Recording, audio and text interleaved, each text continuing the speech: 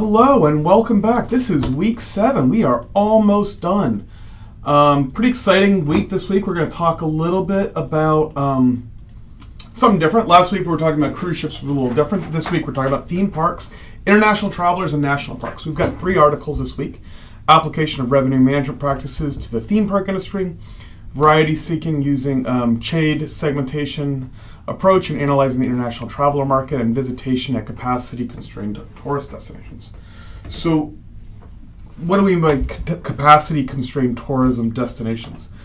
So any type of national park, theme park, there's a limited amount of people we can set in there because, well, could be for fire safety, it could just so we don't have a large impact on the flora and fauna.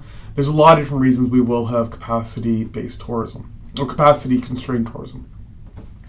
So that's what we're talking about this week. Theme park revenue management has gotten really interesting, really good. It's not just the revenue optimization and revenue management, it's also time management, time optimization.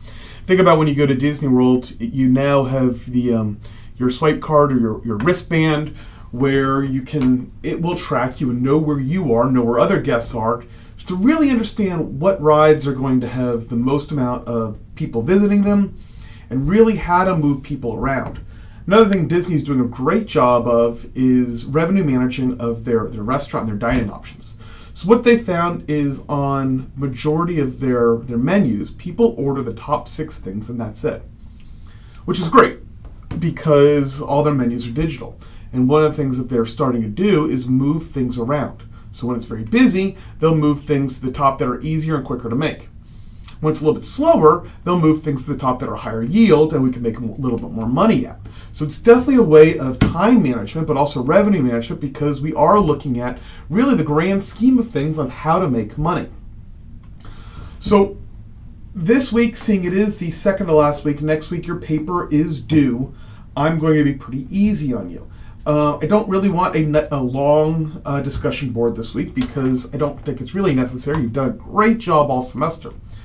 What I want you to do is think about a time where you were either at a theme park or a national park or an international traveler, and really what you saw that might be different than what you're experiencing back at home and back at where you are.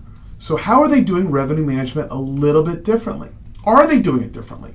In some of the international markets, you might not see as many types of revenue management, and they might still be going very old school, where everything is just done by paper and pen. Now, with theme parks, the example that I gave, but there's tons of other examples that you will see of revenue management in the theme parks, and especially in national parks. The national parks have just had a problem recently with they had the shutdown for a few weeks.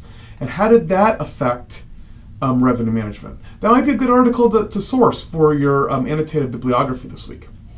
Again, this is the last week. It was very nice having you all in my class. Next week, I'm expecting to read all of your papers and getting them done as quickly as possible. If you have any questions, please don't hesitate to reach out. You know I'm always available. My phone is always on my side. So I look forward to seeing you in the future. Bye-bye.